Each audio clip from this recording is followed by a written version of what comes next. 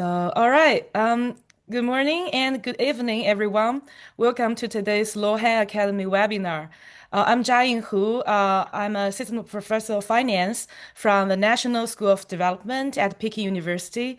I'm also a faculty associate with the Institute of Digital Finance at Peking University. Today, I'm very happy and honored to be today's co-host and also to have Professor Fahad Saleh with us. So Fahad is the Emerson Merrill Lynch Professor of Finance and also an Associate Professor of Finance at the Warrington College of Business at the University of Florida. He is also a crypto economics advisor at Columbia University's Center for Digital Finance and Technologies. Professor Saleh is a leading expert on economic design of blockchains. His work has been published by the top peer-reviewed scholarly journals, including the Review of Financial Studies, the Journal of Financial Economics, and Management Science. Additionally, he is among the most widely cited blockchain researchers in the world today, and his work includes the most widely cited scholarly articles on the economic design of the proof-of-stake blockchain protocol. Fahad serves on the editorial boards of Management Science and the World Scientific Annual Review of FinTech. Is also a founding member and a co-organizer of the Crypto and Blockchain Economic Research Forum and a fellow of the FinTech Initiative at Cornell University. We're very much looking forward to learning more about this new exciting work from Fahad. So the presentation is about 45 to 50 minutes, and we'll open the last 10 minutes for questions and discussion. So Fahad, the floor is yours.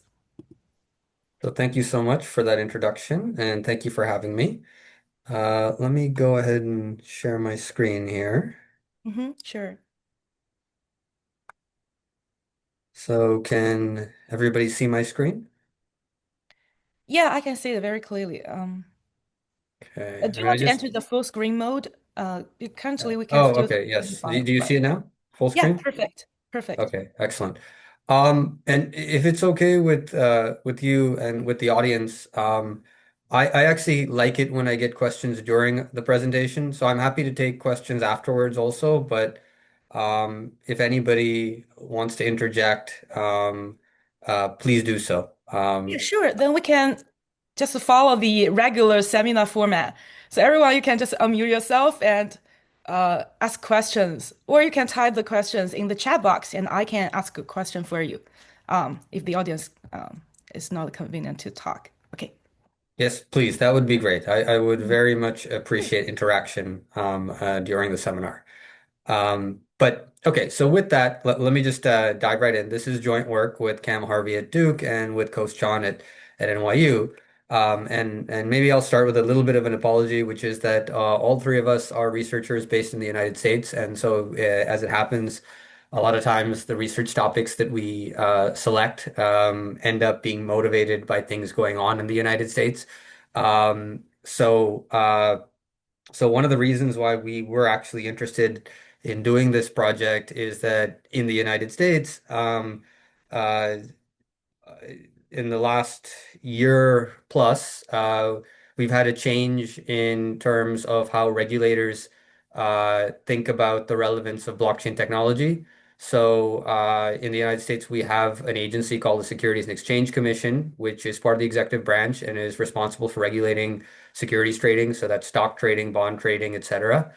And the chair that took over last year by the name of Paul Atkins made it very explicitly clear that he thinks blockchain technology is quite important, in particular in the way that he would like to see financial markets move on chain. So he specifically christened this term Project Crypto, which he says here, I'm quoting him, is a commission-wide initiative to enable America's financial markets to move on chain. So there it is very explicitly, the idea that we want to move US markets on chain. There's also policy that that's sort of coming with that. So he's referred to something called the innovation exemption that he said would expeditiously allow on-chain products and services. So this is a lot to say that it is now a priority for the primary regulator in the United States for securities trading to move financial markets on chain.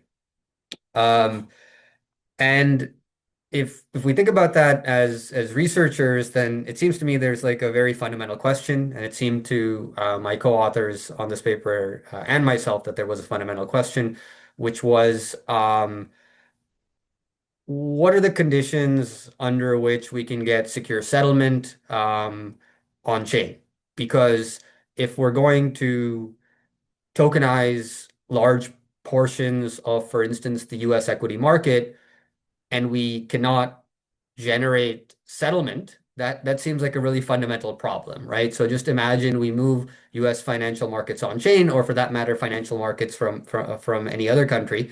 And then simple things that we normally expect when we transact in financial markets don't happen. So for instance, you click execute on the trade order and then nothing happens. The trade never actually settles, right? So to be clear, and so for instance, when I talk about blockchain security in this presentation, when we talk about blockchain security in this paper, it is the same meaning of security that, for instance, computer scientists talk about, but we're very much thinking about the financial application, which is to say, for instance, if you freeze the blockchain, if you stop the blockchain from, well, you could think of it as the blockchain producing empty blocks, which a computer scientist would refer to as a liveness fault. From a financial market perspective, from a financial economics perspective, the problem with a blockchain producing empty blocks or no blocks means that trades cannot occur. So if an entire asset class has been put on chain, the only way that you would be able to trade it is if trades are occurring on the chain, just by the definition of having put that financial market, or let's say that asset class, on chain. And so it's not just like some weird inconvenience that computer scientists happen to be concerned about. If assets are on chain, it means that basically you can't trade. And so when I'm talking about secure settlement, I'm talking about something that fundamental to financial markets that we take for granted, but that needs to be studied in this context because it is a different context than when we talk about traditional financial market trading as we normally do. So that's so that's sort of the motivation and highlights, let's say, the practical implication of the scope of inquiry. But I kind of like to get right to the point. So I'm gonna tell you what the big takeaway is, the practical point. The TLDR of the paper is that given sufficient productivity, a blockchain can be engineered for settlement security against arbitrary incentives. So it's just one sentence, but there's a couple of pieces to it. So I wanna double click on this a little bit. And specifically, I want to double click on different parts of this. So the first part is the part before the apostrophe, where it says given sufficient productivity. So first of all, when we're referring to sufficient productivity, what do we mean exactly? Well, we're saying that blockchains typically have economic activity happening on them. And so my usage of productivity throughout this presentation is just a reference to the economic value being generated on the blockchain. So you can imagine a blockchain that for whatever reason is not actually supporting any useful economic activity. And then you can imagine a blockchain that is supporting lots of useful economic activity. We're distinguishing between, let's say, those cases. And we're saying that our results, the latter part of the sentence is applying when you have blockchains that are producing sufficient productivity. So that'll become clearer and clearer as I dig into the presentation. But one thing though that I want to emphasize then is that this is a conditional statement. So this paper is not saying blockchain is unconditionally secure for settlement. It's also not saying blockchain is unconditionally not secure for settlement. It is saying that there are conditions under which it can be made secure.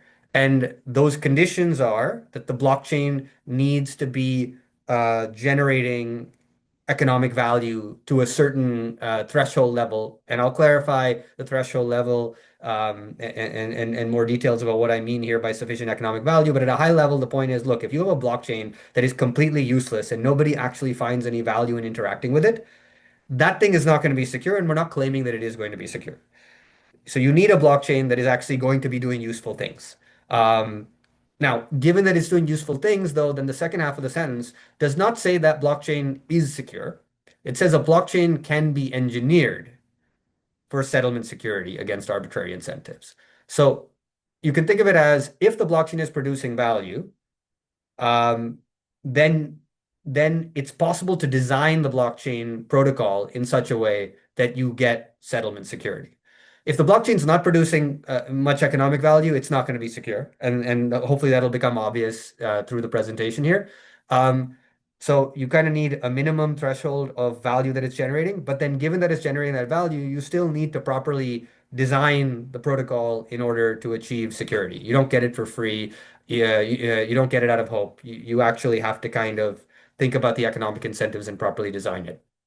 But okay, so that's kind of the Fahad? 30,000. Yeah. Yeah, just quickly, a quick question, because here you Yep. said that given sufficient productivity and coming from economics background, productivity normally we refer to the value divided by the quantity. I hear what you say is that productivity here purely refers to the value that's been generated on the chain, right? So it doesn't matter the amount of activities being taking place. For instance, nowadays we hear about agent payment and stuff, right? It's normally happening really high frequency but minimum value. So here for the sufficient productivity is purely the value, as the unit, and It's the regardless of the yeah. it's the total amount of incremental utility that is being gained by agents from interacting with the chain. Okay, so it's the incremental value. All right. Incremental utility, yes. Yeah. Okay. Okay. So anyway, this is the 30,000 foot takeaway, but let me deepen that a little bit. Let me add some precision to what I'm saying. I'm going to do this sort of very slowly. So I'm going to first start by basically unpacking what are the two main results in the paper. So the paper has, maybe it has many results, but there are actually only two main results, and every other result is uh, explaining the economic channels that drive the two main results. So if you don't care about the details, then these are really the only two results that you need to care about. And there's sort of a progression between them. So the first result I think is kind of an obvious result.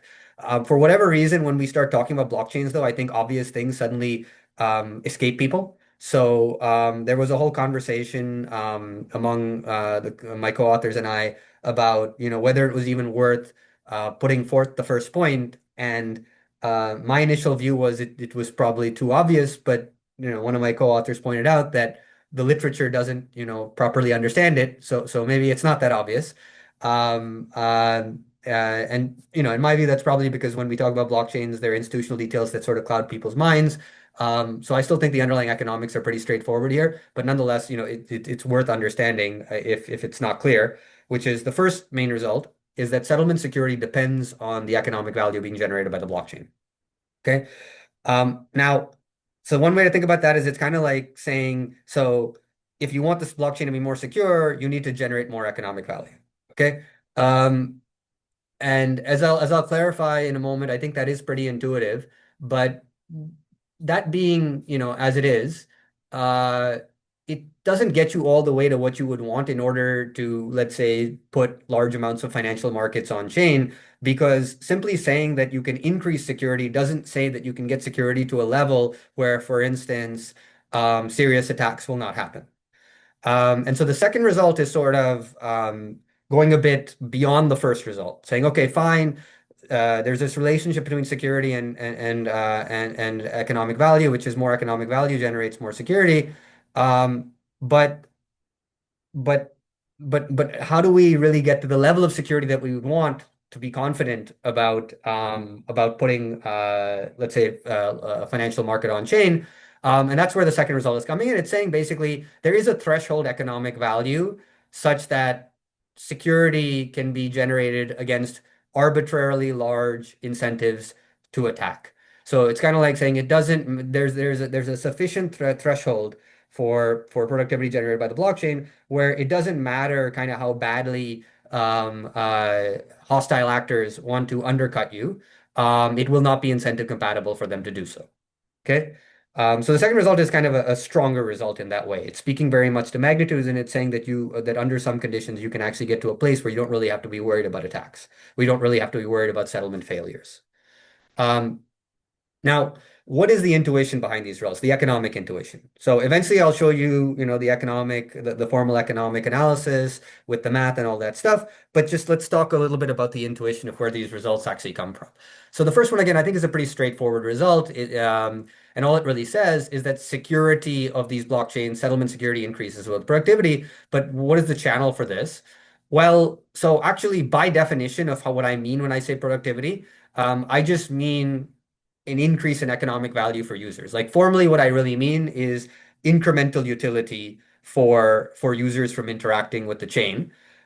So this first sentence here on the slide is actually a tautology by the definition of what I mean by higher productivity.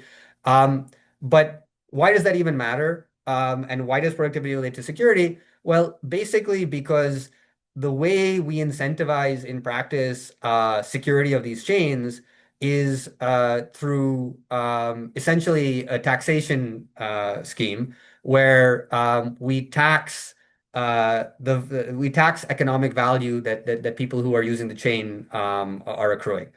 This is formally done through an inflationary tax on the native asset, and that'll come through in the formal economic analysis. But the high level idea is that if you're going to secure the chain, you need to incentivize people to bring capital to secure it. And how do we incentivize them? Well, we pay them, but where do they get paid from? They get paid in practice through an inflation tax. And so the more value that's being generated, the more feasible that is. Okay. Um, so it's a pretty straightforward idea here, right? The more value that's being generated, the more tax revenue we can raise, the more tax revenue that we raise for this particular purpose of securing the chain, the more secure the chain happens to be, precisely because there's a higher incentive to secure it. And so I'm specifically kind of staying out of using very specific blockchain jargon here, in part because again, I think this is, if you think about the economics of it, it's a pretty simple thing. It's just I think people then get confused about the jargon of blockchain and somehow it gets lost. Um, are there any questions here? Yeah, Fahad, I actually have a question regarding the portion.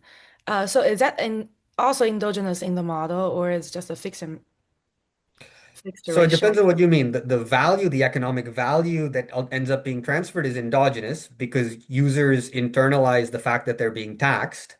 But the tax rate, if you like, in practice is exogenous, and in the analysis will be exogenous, and is also exogenous. So if you think it's like, for instance, if you think about the context of a country, the tax rate is exogenous, Hmm. but the value that is raised through the tax rate is endogenous, and it's exactly the same both in practice for blockchains and in our formal economic analysis. Right. So this mechanism design is not about how to the optimal tax rate. It's more about how to uh, uh, generate the adequate economic value. So Right. So that to be clear, we will not be doing any kind of optimal welfare Mhm. calculation here. This one is just a sort of pure cause and effect type of statement that essentially says if there's more useful stuff happening on the chain, we can increase the security essentially by increasing the tax rate to transfer part of the incremental value to be an incentive for securing the chain. It's not at all a statement about optimal welfare. Sure, got it. So that's sort of the very simple economic channel line, the first result. But if you want to kind of get beyond that and think about again securing to the level that you would be content to putting a large amount of financial assets on chain, I think you have to go a bit deeper. And I think the first step in doing that is that you have to sort of think a bit deeper about economic security, settlement security on blockchains. So first, let's talk a little bit about how security is actually generated on blockchains. I was kind of abstracting from some of the details because I don't think it really matters for the economics of the first result, but it will matter more for the second sort of main result. So let's talk about that a little bit. So how does security work in these settings? So first of all, again, when I'm talking about security, I'm really concerned about it from the perspective of what would happen if you are to tokenize a bunch of assets and put it on chain or to natively issue assets on chain. And so there are a number of things that can happen in our paper subsumes basically all the sorts of bad things that can happen in that setting. But if you want to just sort of fix your mind on it, I think the easiest thing to think about is sort of settlement disruption in the sense of, for instance, uh, freezing economic activity on the chain. And again, this can happen basically it can happen in a couple different ways. One way is essentially a world in which blocks are produced, but the blocks are empty, or at least they omit trades purposefully. Alternatively, it could occur by there not being blocks. Both of those things would probably fit in the context of what is sometimes referred to as a denial of service attack. And again, our analysis is not specific to a denial of service attack. It is broader than that, but I think it's a useful mental model to use. So I'll probably be using it sort of as the example as I talk. And so the question, so what essentially can stop this from happening? What can stop, there being no empty, what can stop just empty blocks happening?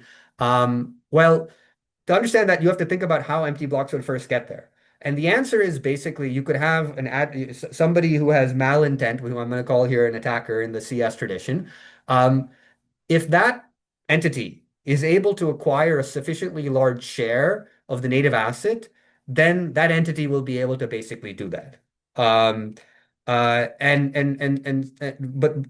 this is basically touching on what's called a proof of stake protocol, which is the dominant protocol used on basically every modern blockchain. So essentially, every blockchain that most people have heard of that is sort of in the permissionless public domain uses a proof of stake protocol, except for Bitcoin. Of course, Bitcoin is unlikely to get tokenization of financial assets, so it's really kind of irrelevant to the story. But Ethereum, Solana, etc., are all proof of stake blockchains, and the way they work basically is that the control of who gets to propose blocks is determined through a lottery across native assets that are specifically set aside for this process of block production, and that's called staking. But then when you understand that, what you realize is, yeah, so if I want to disrupt the system, what I need to do is I basically need to enter this lottery, and the way I enter this lottery is I buy a bunch of the native assets, and I go stake them. And if I have a large enough share, then I'll be able to basically disrupt the activity. So fundamentally, the point is that if you want to deny service in this way, if you want to disrupt settlement in this way, you have to go out and buy a bunch of the native asset. So if you want to think about Ethereum, you have to go and buy a bunch of Ether. Okay. Um, but the thing that people seem to overlook in the literature so far, at least, is that you are actually buying by construction a very large share of the native asset. So you can kind of think of it as you would need, so people, different attacks require different levels of stake, but at a minimum you would need something like a third of all of the assets that are staked. And it kind of doesn't matter how liquid an asset is. If you're going to buy a third of it out of circulation, you're going to move the price. But for some reason, the literature has more or less ignored this, including, frankly, some of, my prior work. So I guess everybody is guilty of this. But the point is that it does matter. If we're going to think about securing the system, then this is something that we need to seriously think about, precisely because it is a very real cost that somebody would face if they were to try to do this. If somebody's going to go out and try to buy one third of all Ether that is staked, it is a very large amount of Ether. It will move prices. Assuming price taking at that scale is absurd, frankly. And it's, by the way, it's absurd for any asset class. Like when people say things like, "Oh, the treasury market is liquid." Well, has anybody ever tried to buy one third of all treasuries outstanding? That would move the price, right? When we talk about markets being illiquid, markets being liquid, we're usually thinking about it in the context of like normal trading behavior, and it's very, very rare for somebody to go and try and buy one third of an entire asset class or one third of an entire asset. At that point, you're in like takeover territory, and that's when you see gaps in prices. So this is one thing that will feature very prominently in our economic analysis, and it's key. It's a piece of the channel that generates the results. So so the key point is, right, in order to disrupt settlement, you would need to purchase a large share of the native asset of the blockchain. So for instance, for Ethereum, you'd have to buy a lot of Ether. And if you buy a lot of Ether, the price that you see currently at Coinbase for Ether is not the price you're going to get. You're going to get a much higher price That is to say, you will face a large price impact. And really, the key point that we're making here is the price impact itself can be engineered. So it's not some exogenous thing. It will depend. It is endogenous, and more than that, it is also a function of the parameters of the protocol. So you can affect this endogenous value through the way you sort of set up the system. And when we talk about engineering the system, we're specifically talking about playing with those parameters. Okay. Um, Now, so how does this exactly work, right? So how does this price impact channel work? So what's partially going to be sort of the catalyst here is increasing rewards.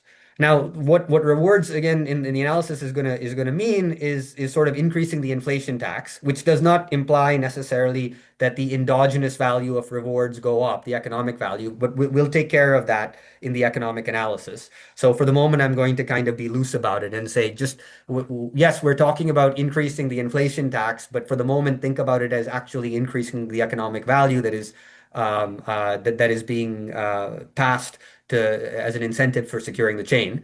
We'll take care of that endogeneity, as I said, but right now at a high level, just forget about that distinction. So what happens when you increase the incentives to secure the chain? Well, what happens is that you get more capital going in to secure the chain. That is to say you get more staking. And again, this is like a very sort of simple economic point, right? If I increase the incentives for doing something, you get more of it. In this context, what that means is I increase the incentives for staking, I get more staked investment. Okay. But one of the important points here is that if you get more staking, you are actually reducing the circulating supply of the asset. So when you think about, for instance, going and looking at, I don't know, Coinbase and seeing, the price of Ether or thinking about trading of Ether at Coinbase, um, the assets that Coinbase is intermediating is not actually the full float of all Ether. And even if Coinbase was the only place that Ether traded, it would not be able to intermediate all of the assets of Ether. The reason for that is that when you stake Ether, when you stake the native asset of a proof of stake blockchain, you actually lock it up. And so it's taken out of circulating supply. Um, and that has a consequence for price impacts.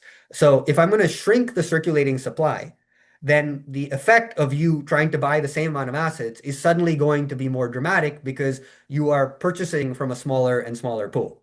As it happens in this case, when you do this, you actually end up increasing the amount that somebody who wants to disrupt needs to purchase because they have to have a certain share of overall stake.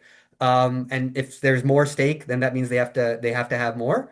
But that's actually only one piece of the incremental cost. The piece that I really want to focus on that I think is actually more important is the piece that you see on the slide, which is a different piece, which is that it's not just that the target that you have to achieve is higher, it's that the available supply from which you can get to that target is smaller. And that can generate a very nonlinear price impact, which is what we're going to use to basically show how you can engineer the security. Um, so again, at a high level, what is the second result saying? Well, it's saying given sufficient productivity, and you might wonder, well, okay, so where is the sufficient productivity showing up? It's exactly that piece about where I was saying, like, look, the tax rate is exogenous, but I need to actually generate an increase in value. So the thing is that we're going to do it within our economic analysis. Economic agents are going to internalize the tax, and that means that their demands are going to reduce when the tax rate goes up because they realize that they have higher tax to pay, right? So how do you square that circle? That's exactly where the first part of that sentence is coming, which is if there's sufficient economic value being generated, then the amount that you lose from increasing the tax rate will not overwhelm sort of the overall economic value, and the dominant piece will actually be the increase in the tax rate. So the given sufficient productivity is doing some work, and it'll become clearer when I show you the actual math, but it's squaring that first step that I sort of said that you could ignore. But with that in place, then the point is that the price impact can be engineered to overwhelm any attack benefit. So really what's happening here is the way you can think about it is that if I want to make the price impact really, really high, And then what I want to do is I want to significantly reduce the circulating supply. But how do I significantly reduce the circulating supply? Well, I increase the incentives for people to stake, which will reduce the circulating supply. Now, what is my lever for doing that? Well, it's increasing the tax rate. But increasing the tax rate also undercuts demand to hold the asset because the holders of the asset are the ones who are being taxed. And so I need enough economic value to be there for them for this effect to go in the right direction. And but given that that is the case, then I will be able to basically get to any kind of arbitrarily high cost that I need to. But I need there to be enough productivity. Um, so any questions here? Because I think after this, I'll be getting a little bit more into the formal economic analysis. Okay. So I'm going to do one slide with pictures, and then I'll start showing you the math. Because in my view, if you can't explain the economics, at a high level, then probably the result is due to some very specific assumptions, and I don't think that's the case here. So I'm going to just give you the model in terms of the pieces of it, and explain the economics of how the model works, and then I'll show you the actual math.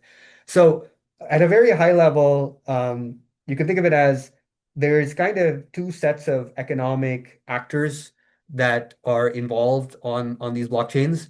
There are what we're calling users, who the way you should think about what we mean by users is people who actually get value out of interacting with the chain.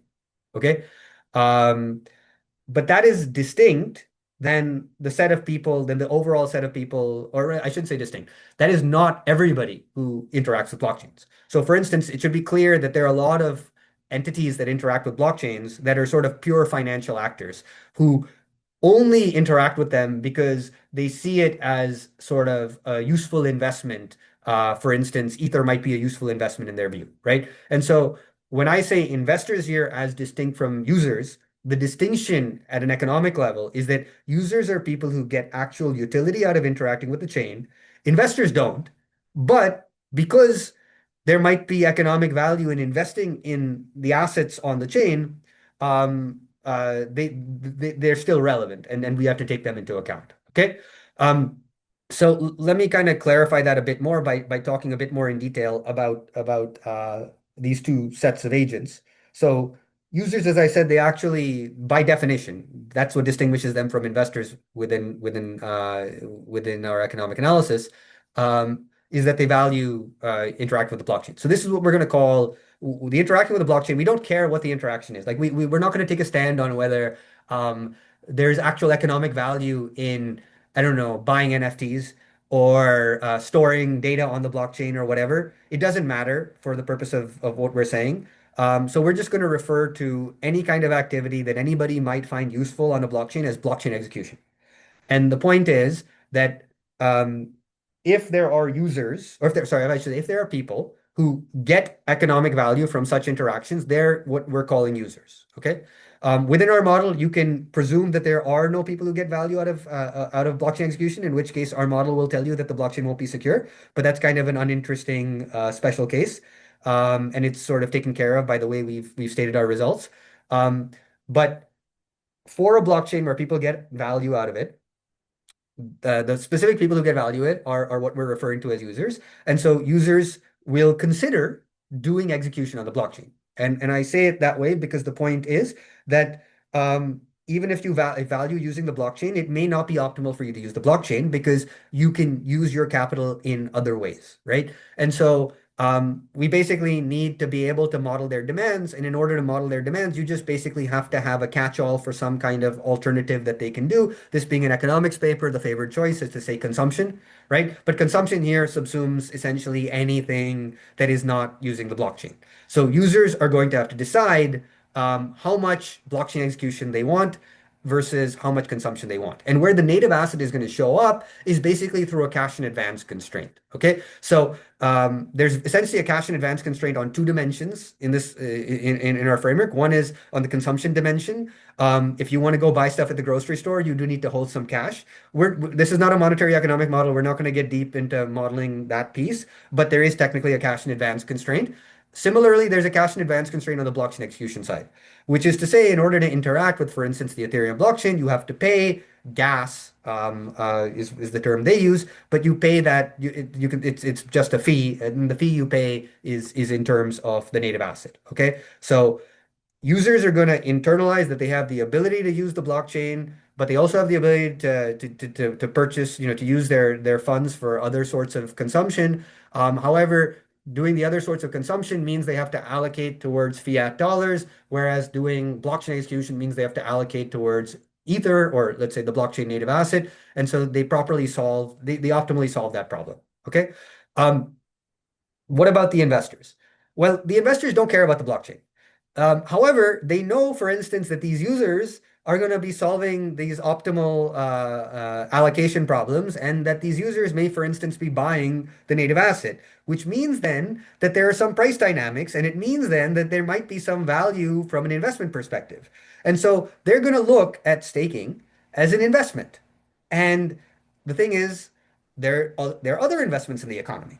So just because staking is an available investment doesn't mean that they want to invest, right? So the staking levels will be endogenous for us, and they'll be determined precisely by essentially the intertemporal asset pricing condition about like the risk-adjusted return from staking has to align with the risk-adjusted return from everything else. If you like, the usual thing is the risk-adjusted return, we say from any particular asset matches the risk-free rate, and then by transitivity, they all align with each other. That is the framework that we're talking about here. Okay. Now, what is the interaction? So the first word in the paper is productivity, and the first part of the paper, the title says productivity enables security. So to be clear, when I say productivity, what I'm saying within the context of this framework is more productivity just means that the value these users ascribe to blockchain execution is higher. Okay. And so I'm saying when that value gets higher and higher, then for instance, this blockchain will be more secure. If it's sufficiently high, then the blockchain can be secured against arbitrary incentives to attack. Now, what is the relationship though between users and investors? Well, as I said, in order for users to engage in blockchain execution, they have to buy some of the native asset. In an economic sense, we're talking about a cash in advance constraint here. But the thing is, if they go and buy the native asset, and the native asset experiences inflation, which is the way in which staking is compensated, then what that means is some of the economic value from users is being transferred to investors. And to be clear, this is just more or less accounting when you properly model the incentives to investors as being inflationary. So we're just going to assume, as in practice, that the supply of the asset is increasing and the new units are paid to investors, which happens in reality, and then it will just fall out of the sort of the math that there is an inflationary transfer of value, as is standard, of course, in sort of monetary economics. Okay, so that's kind of like in pictures. Now let's talk in math. Okay, so as I said, there are two sorts of agents. One is users. And so we're going to assume the measure of users are stochastic. And we're going to assume this multiplicative process. This is more or less just for tractability, so I won't spend much time on it, but I will emphasize that users, the measure is stochastic. So that piece, this is a stochastic model, right? Now, as I said, users though are deciding, essentially they're solving a portfolio problem where they have, just as a normalization, we assume that each user has a unit of capital. It doesn't really matter. You could assume the users have, non-unit capital, but basically the measure of users and the amount of capital they have sort of work together. So it's just like from a expositional perspective, it's nice to like normalize one of them and let the other piece capture the sort of the change in the overall economic endowment. So in our case, it'll be controlled by the measure. But so each user, as a normalization, will have a unit of capital. And they basically have to decide how they want to allocate it across traditional consumption and blockchain execution, which really means they have to decide how to allocate it between fiat, for which they can spend on consumption, and native asset, which they can spend on blockchain execution.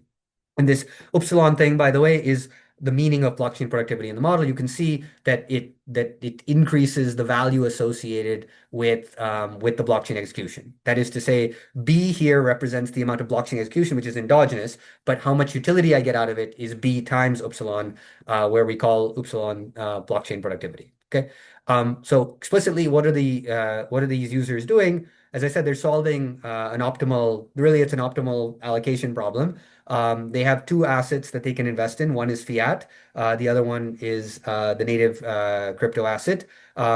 And they're just allocating their 1 unit of capital across these things. So they're picking the optimal portfolio weight across these two things.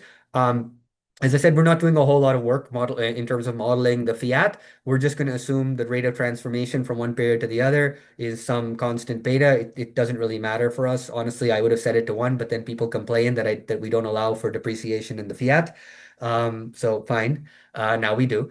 The thing that I do want to focus your mind on though more so is the blockchain execution piece. So you notice blockchain execution, this BT plus one is equal to the amount of capital W that I put in to buying the native asset, but then it's multiplied by the gross return on the native asset. So PT is the price of the native asset, which is endogenous. And PT plus one, therefore, is the price tomorrow. So if I go and invest in Ether today, I'm exposed to price risk from Ether. That's actually very important. And that's something that a lot of people seem to miss because they, for instance, may not endogenize the price at all. But that is an important piece and it'll show up here. Okay, so users solve this optimal problem. Investors. Well, there's some technicalities about investors that I'll skip over. The real thing that you have to realize is that we're basically just saying that the intertemporal asset pricing conditions have to hold for all investments that are available. So what I'm really pointing you to is the thing in the middle of the slide, which is the Euler equation. So lambda t to t plus one is, sorry, t to t plus tau is the tau period stochastic discount factor, right? And R T to T plus tau is just any investment. It's the return on the investment, right? So basically, the fundamental theorem of asset pricing obtains, and every asset must satisfy the notion that the risk-adjusted return has to equal the risk-free rate, which is exactly equivalent to this particular equation, which is, of course, the Euler equation and the fundamental equation in asset pricing, right? The only thing that I want to sort of point out about this, by the way, is that we do parameterize the stochastic discount factor, but we parameterize it in a way that is more general than basically everything that is currently in the literature. So the literature largely assumes risk neutrality, which in our case would be the case where lambda is zero. I know I say lambda greater than zero here, but actually all the results hold when lambda is even equal to zero. We just thought that we should, have risk aversion because markets are actually risk averse. But so yeah, lambda equals zero will give you risk neutrality. More generally, this SDF is a very standard SDF. It subsumes both the Black-Scholes model and the consumption cap M, for instance, right? And so it's a relatively, I would say, general SDF that is also tractable, but it's not at all necessarily, restrictive in terms of the economic intuition. We could certainly handle more complicated things, just not necessarily a point to do so. Okay, so the Euler equation must hold. Assets must provide the risk-adjusted return. If once you say that, then the only thing that's really left to say is, well, what are the returns, right? And so we're not restricting the set of assets in the economy, but if we want to think about endogenous staking levels, then we have to think about the return from staking so that we can use that equation to derive the endogenous staking return. So what is the return from staking? Well, this is actually just accounting, okay? So I have 1 unit of Ether. Let's say that I stake. What do I get for my 1 unit? Well, I get my 1 unit back, and then I get a share of all the new assets that were created. So MT is the supply of Ether at time T. So if I stake at time T, then I have a shot at getting essentially all the Ether that comes out between T plus one and T, that is MT plus one minus MT, but I only get my share, right? So I get basically a pro rata share of all the unit stake. So ST here refers to the unit stake, which is endogenous. And this is so this the stuff in parentheses is just saying I put up my Ether and then I get a pro rata share of all the new Ether minted plus my Ether back. Okay, but that's essentially accounting. The most important thing here, though, is what's outside of the parenthesis, which is the gross return on Ether. And again, this is a thing that the literature, for whatever reason, people tend to overlook. They tend to think about prices as exogenous or something like that, and it does matter whether prices are endogenous or not. Obviously, prices in reality are endogenous, but I'm saying it matters for the economic analysis here. You will get nonsensical results if you allow for prices to be exogenous here. So prices are endogenous for us, and they're solved for, and we are going to internalize the fact that if the price of Ether goes to zero, for instance, then I don't care how many new Ether we minted for you. it's worthless to you, right? And this is really important precisely because if I tax the crap out of the user base, then what's going to happen to demand is it'll collapse and the price of Ether will collapse. And that means that the return actually won't provide you very much, right? So that's something that really does need to be in these models when we're having these conversations. And so it is here. For the sake of tractability, we assume a sort of a constant growth in the supply of Ether. We can generalize that, but nobody's really asked us to, so we haven't done it yet, at least not in the formal paper. So anyway, you can rewrite the return on staking in this way, where now instead of having the change in the supply divided by the amount of stake, you can write it in this way where it's basically you can see it as a function of the growth rate in the supply, but then divided by what's called the staking ratio, which is the amount of stake divided by the total supply. And so the staking ratio is kind of an important variable to keep your mind on, which is why I'm sort of highlighting this here. And so theta t will refer to that. The total amount of ether that is staked is what theta t is, and it enters in this way into the return. Okay. One last thing to pin things down, you need to impose market clearing. That's where you're going to get your prices from. So I've already talked to you about investors and users. So users solve the allocation problem between consumption and blockchain execution, which gives some demand for ether. The demand from ether there will just come out of the solution of that optimization problem. I mentioned the Euler equation, the idea that the risk-adjusted returns on staking will match the risk-free rate. That equation pins down the demand for investors. So we've already talked about these two things on the right-hand side, right? The growth in the supply of the native asset, that is exogenous. So the only thing then left to solve for in this equation is PT, which is the endogenous price, and that is what we do. So what is equilibrium for us? Well, it's pretty standard. We require that investors behave optimally. That means that Euler equation holds. That means the risk-adjusted return on all investments equals the risk-free rate. We require that users behave optimally in terms of how they allocate between blockchain execution and alternative things. That's that optimization problem I showed you earlier. There's this sort of almost accounting thing that prices and returns have to be consistent, but it's sort of a mechanical thing that would have to hold for anything to make sense. And then market clearing. Of course, markets have to clear. Okay, so that's all we're really imposing. And you get a fully closed form equilibrium. I won't go through the exact details here because there's a lot of equations and it's not easy to follow, I think, in this sort of setting. So all I'll say is yes, we have a fully closed form equilibrium. And so everything is going to be well defined mathematically. Here's sort of some of the other pieces: endogenous investment, endogenous market value, endogenous return to staking. Okay. Now, what about attackers, right? So we've talked about users and investors, but one piece that I sort of left out is the people who want to do harm to the system. And as I've said, settlement authority is conferred on the basis of stake. Okay, that's why that staking ratio actually matters.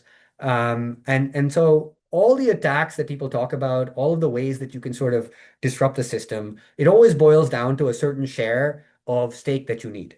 And typically, you can't really do anything unless you have at least a third.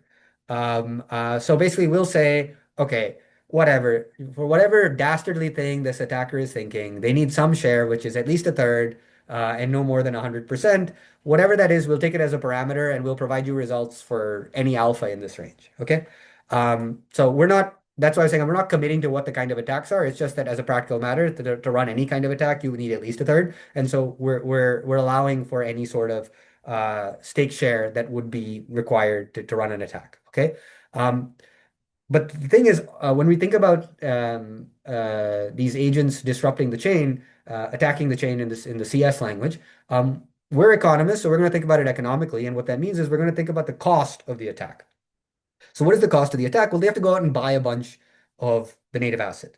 So Q tilde T is the amount they have to buy, which is an endogenous object, which will depend on things like the staking ratio, which itself is endogenous, right? Um, but there's also the fact that the price they face is not the price that Coinbase is quoting because they have to buy a lot, right? So we have this P tilde of Q, which is an endogenous pricing function determined by the structure that we've already discussed. And so the more you buy endogenously, the more you have to pay. But this is all derived. And so both of these things on the right-hand side are actually endogenous, and that's how we will compute the cost of the attack. Now, one thing people sometimes bring up is that, well, don't you have to think about the benefits? Yes, it doesn't really matter, but we can sort of put a little bit of that in there too, where a lot of times people will say, well, what about if, for instance, the benefit of the attack scales with the cost of the attack? Then maybe, oh, the cost is really, really high, but it's still incentive compatible to attack because the benefits are really, really high.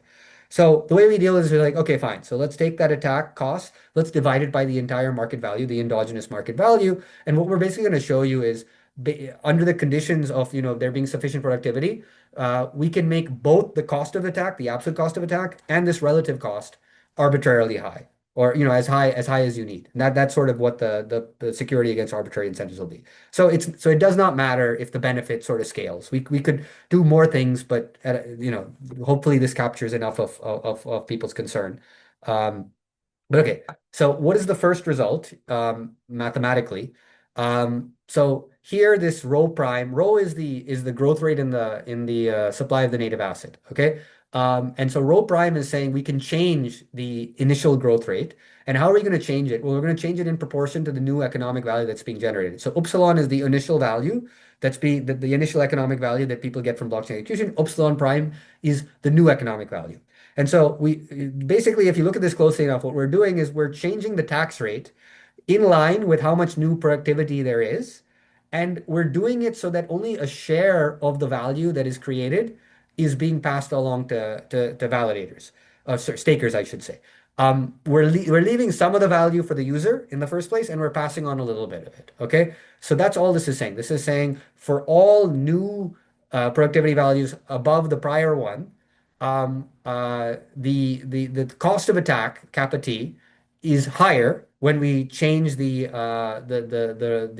supply growth rate in the way that you see here, and also the relative cost of the attack. So after you scale through with the market value is also higher than it was before. So security is increasing as the productivity of the chain is increasing. Um, Now there's a lot of math here, but the thing to understand really is just this one thing. Actually, let me in these two propositions, right? So it turns out that the cost of the attack, this kappa T, can be decomposed into three pieces. I think two of the pieces are pretty intuitive, so I'll go through them fast, which is the market value obviously matters for the cost of the attack. Like if I'm going to say you got to buy half the assets in circulation, then the first ballpark estimate is like, okay, so it's half the overall market value. So the reason the market value is exactly for that intuition. Like if I need to buy X% of the market value, then the market value is probably going to be proportional to how much I have to pay. And the other piece about the percentage is related to this alpha tilde. It's a little more complicated than I'm saying, but the alpha tilde is basically capturing that proportion. Okay, so prior literature would almost think of it as alpha tilde times m is going to be the thing. But the point is actually no, that's not right, because when I have to buy a whole bunch, it turns out I end up affecting the price of the asset. And so there's this third term, which is this price impact. Okay. And actually, it turns out that if you follow the way we're designing the rewards, every single one of these pieces goes up, which is why then the overall cost goes up. Um, and so the easiest way I think about this, I think, is maybe with a bit of a flow chart. So remember, we're talking about there's a primitive in our model, which is the value that people get from using the blockchain per unit ether they hold is actually what it is. And so we're saying what happens when this productivity goes up? What happens when this value goes up? Um, well, one thing that happens very naturally that I think it should be pretty intuitive is that user demand goes up. If I say the value of doing something is higher to you than it was yesterday, then all things equal, you're going to do more of it, right? Now, we are taxing users more, but remember, we're not taxing at such a high rate that we fully offset the incremental value. So the usual intuition that you would have without thinking of the tax rate adjusting actually applies here by construction of the way the tax rate is adjusted. We're saying like, look, if you're getting 5% more, we're not going to take the full 5%, we'll take 1%, right? So then you're still getting more. And so naturally your demand goes up. And we have a proposition, one of the supporting propositions 5.6 that says this formally. So that's one piece. The market value itself is going up, right? But remember, we're also saying the relative disruption cost is going up. So by itself would not be sufficient for the result, because maybe then the benefit goes up also, and then the attack actually still remains incentive compatible. So something else has to happen. And what's happening again is that we're increasing the taxation on the users. That is increasing the amount of ether that we're printing, right? What does that do? Well, when we increase the amount of ether that we're printing, we increase this inflation tax. We actually increase the amount of stake the share of stake, I should say. Why? Because on the one hand, we're disincentivizing not staking by taxing people more. And on the other hand, we're incentivizing staking. So you get, and we have a proposition 5.5 in the paper that shows that when you increase supply growth rate, you're going to get an increase in the stake share. What does the increase in the stake share do? Well, it does two things actually. It both increases the share that you need, right? So like when I was saying, oh, you need 50% or whatever, this alpha thing is not actually the 50% because because it's the amount of the stake asset. So it's not some exogenous number. If you increase the amount of staking, you're actually increasing the share of the asset that you need in order to catch up with the incrementally higher stake. So you're increasing that. Okay. But actually, that's not the most important thing, I would say. The more important thing is that when you increase the amount of staking, you are reducing the circulating supply of the asset, which means you're reducing the liquidity of the asset. So now people have to buy more, but they have to buy more from a smaller circulating supply. And actually, that piece about the smaller circulating supply is the really important piece. They're both, all those things are going in the right direction for us, but the thing that's generating the real nonlinearity and convexity is the fact that the circulating supply is shrinking in this way. And again, we have specific propositions showing all of these things. But since all of these things go up, both the absolute and the relative cost goes up. So now, I have a couple of minutes here. So let me just give you the last takeaway and the intuition for it. So the formal result is this. It says there exists a threshold level of productivity. We're calling upsilon naught here, such that as long as you're above that threshold, so as long as the upsilon is above that, then for any attacker benefit, any benefit the attacker gets, and any relative benefit, we can find essentially an inflation tax. That's what the supply growth rate really is. We can find an inflation tax such that the cost is higher than that benefit that you chose, and the relative cost is higher than the relative benefit. So it does not matter what the benefit is, right? Given that the value, sorry, given that the productivity is high enough, it does not matter what the benefit is. We can always find an inflation tax that will make that cost, that attack no longer incentive compatible. Okay. Um, Now, what is the intuition behind this? Well, really, to understand the intuition beyond what I've already discussed, it's just you have to sort of think about the tension that's happening here, which is that one way to think about it is, look, if I can incentivize enough staking and shrink the supply, the circulating supply by enough, I can make this cost as high as I want. So why can't I just do that every time, right? And the answer is because the way I do this is I raise the inflation tax. And when I raise the inflation tax, I disincentivize people from buying the native asset. So one way of saying it is that if I make the inflation tax too high, it could be the case that the users no longer want to buy any ether. And then the investors won't want to do anything either because there won't be any value in it for them, right? So I have to be really careful when I increase this inflation tax, that I don't completely disincentivize the users from interacting with the system. One way of thinking about it is this is the Zimbabwe problem, right? Like hyperinflation, we want to avoid that. We don't want the inflation rate to be so goddamn high that nobody wants to touch this thing. And then it doesn't matter what the staking ratio is because the market value is zero. So it's basically costless to attack this thing, right?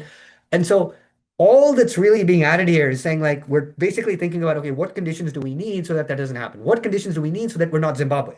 Well, to not be Zimbabwe, you need a functioning economy. You need actual value to be produced on this thing, right? And so that turns out to be the requirement, which is like, yes, this blockchain needs to produce actual value. We don't care what people value. If people value punting NFTs, that can be it. Like it's about what we're not taking stands on people's utility functions. Whatever enters their utility functions is fine because the thing is, if it enters their utility function, they'll be willing to pay a little bit of a fee in order to do it. And then we will use that in order to transfer the value to the validators to generate the incentive to secure the system, right? So when you increase the supply growth rate, you do get more staking, but it's inflationary and you reduce the market value. So what you need to do is you need to be in a situation where this reduction in market value that comes from the higher inflation doesn't kill you. And it turns out the condition for that is that the system has to be sufficiently productive, which again is like saying, the economy actually has to be producing useful stuff, right? If I'm going to have a very high tax rate. There's some more stuff which kind of like clarifies the intuition, but let me actually just conclude here since I'm a little bit over time already. So the paper is called Productivity Enables Security, Economics of Blockchain Settlement. The real takeaway from the paper is a sufficiently productive blockchain can achieve settlement security against arbitrarily large attack incentives. This is joint work with Cam Harvey at Duke and Coach John at NYU Stern. Perfect. Thank you very much, Fahad, for this excellent presentation. So I think we can still open the floor to one or two questions from the audience. I already saw one in the chat box, so I'll ask the question for Hu. Okay, so from trustworthy records, trustworthy settlements, ultimately, under what conditions are records and settlements 100% and always trustworthy? What is the fundamental cause? What is it that blockchain is lacking? Uh, how can we fill the gap as quickly as possible? That is, after filling it, we'll never lack anything from them on. What is the ultimate goal of discussing this topic? I think this is a more like general question from the audience. Yeah, okay. So to be clear, the trustworthiness of records, I think, is not in any doubt in these settings, in the sense that the every blockchain has a cryptographic system, which is actually the identity system of the blockchain. And so if the question is, can I trust that you actually did sign off on this trade? Well, your private key signed it, and I can verify that. It's possible somebody stole your private key from you, but that's more like saying, well, can I trust the current financial system because somebody could steal your password for your bank account and then do a trade as you? So like the cryptographic aspects of let's say authenticity, I would say are stronger here than they are in traditional systems, and that's not really something that is uh, in question. Uh, as to why it's worth discussing this topic at all, it is precisely because there are efficiencies that can be gained from using, at a minimum, a better backend system, which this is then, at least in the US. The US has a very kind of Byzantine back office system for trading. So there are clear efficiencies that can be had. However, the point is that there are also novel risks that can arise because these blockchains are not centrally controlled, and that means that hostile actors could theoretically gain control of them, right? So, given that, let me put it this way. I don't think anybody's disputing that this could be a technical upgrade for financial markets. But the point here is that just because there is that upgrade doesn't mean that bad things that you don't anticipate couldn't happen. And we should think about how to stop those bad things from happening because things you take for granted, like I click this button and my trade goes through, may no longer happen in this setting precisely because a hostile actor can sort of take control of it. And so that's exactly what this paper is about. It's about thinking about, well, okay, how do we stop hostile actors from doing bad things that undercut the things that we take for granted? Mhm. Great. And also like this paper a lot because uh, it kind of like shifts the discussion of blockchain security, like from a purely engineering or computer science perspective toward an equilibrium economic perspective. I really like the clear message you conveyed during the presentation that how like we need to have these high costs to prevent to increase the attacker's costs. Uh, wh- Whereas we also need to satisfy the participation constraints for these users and investors. So that all boils down to this productivity uh, uh, function or the utility people derive from blockchain. So that's really, really very inspiring. I actually have maybe one last question from myself. Also, to move this real-world financial markets on-chain, many tokenization projects envision using public blockchains to settle the real-world assets. And uh, if here the productivity is also the key to settle the security problem, do you envision a dominant player in the blockchain like network, or in terms of the on-chain financial infrastructure? Will the market be more concentrated in? Uh, so I try not to make predictions, but let me make a few comments. So, um, one technical topic of relevance here is bridging and interoperability, because one temptation is to say, well, there are clearly network effects at play here. So if there's one chain that has all the activity then it's very likely to dominate because it essentially has a moat on the dimension of having all of the action. So essentially, it's like think of it as a coordination game, and we're coordinating on this chain. So it's going to be difficult for any other chain to compete with it. But Hmm. to the extent that interoperability is feasible, that kind of takes that off the table. Like if it is going to be frictionless for me to, for instance, trade at decentralized exchanges on Solana and Ethereum, then there's not really that much of a moat from being a big player. Um, so I guess an academic answer I could give here is I think there is the potential for multiple equilibria in the setting, which makes it even more dangerous for me to take a stand on what is likely to occur. Because equilibrium selection is even harder than pinning down a particular equilibrium. Um, but I will say that as a practical matter, interoperability is far from perfect right now, but it is something that people in the community are working on, and I will say that this community has been very good at achieving engineering feats. So, um, so uh, so the level of interoperability may be in a situation where, for instance, the level of network effect advantages that the bigger chains have may attenuate. Hmm. Um, Yeah. but I think right now they are actually there. I mean, there is something to be said about how, say, for instance, Ethereum is clearly the big dog, as much as Solana may say differently. If you look at their market values of the native assets, Ethereum is, more than double, probably close to like 5 times.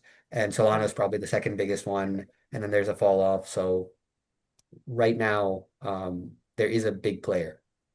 Yeah. So the reality is more complicated, and yeah, we'll wait and Also, see. just a quick question before we wrap Yeah. up. Mhm. Yeah, and Sure. I think Fahad, I think a key finding, or the whole mechanism really hinges on the fact that it works only after productivity has crossed the certain threshold, right? So I'm curious that in practice, like how can a new sort of proof of stake blockchain or a newly tokenized market reach that threshold in the first place? And also in this regard, is there a role for the regulators? And also, would the regulators also differ, by different jurisdictions, what they do? Yeah, so I think this is going to be a bit beyond the model, but I do have a view here, so I'll articulate it. Um, the biggest applications that we see on public permissionless smart contract enabled chains are in the context of decentralized finance, and they're all essentially two-sided uh, settings where, for instance, either we're talking about a trading exchange where you have liquidity suppliers on one hand and traders on the other side, or we're talking about, let's say, a lending protocol where you have borrowers on one side and lenders on the other side. And the thing is, of course, in economics, we know very well from platform economics that when I give you a two-sided platform, that you tend to have multiple equilibria and you have an equilibrium, which is like a very low adoption equilibrium frequently because if there's not going to be a lot of liquidity, then why should I trade there? And if nobody's trading there, then why should anybody provide liquidity? But that doesn't preclude the fact that there's a high adoption equilibrium, and it doesn't preclude that there are many, many equilibrium.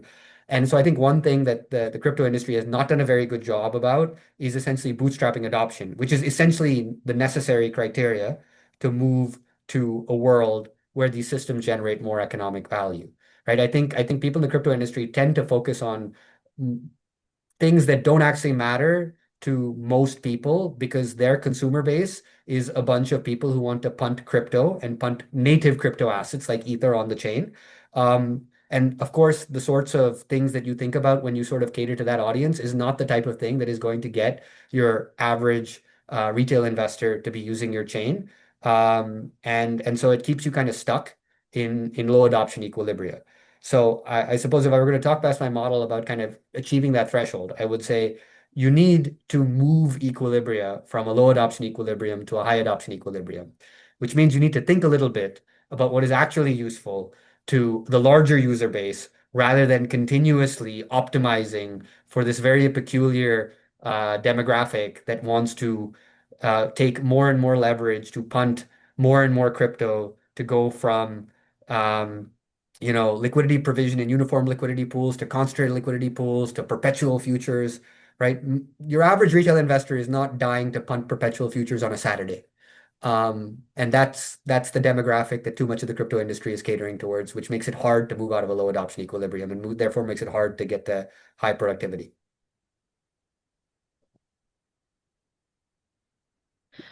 All right. Okay. So thanks again, Fahad, for this excellent presentation and for the very stimulating discussion.